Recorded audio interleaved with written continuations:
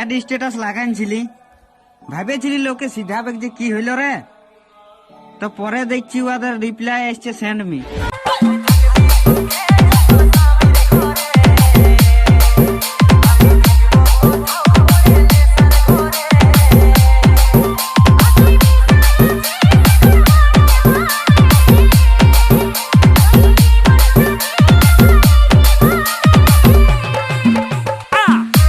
यार बस एक ही चीज कहूंगा कि अगर ये वीडियो आपको जरा सी भी अच्छी लगे तो प्लीज यार इस वीडियो को लाइक करना, और जिन लोगों ने पहले से सब्सक्राइब कर रखा है उनको दिल से सलाम, और जिन्होंने सब्सक्राइब नहीं किया है वो प्लीज चैनल को सब्सक्राइब कर ले।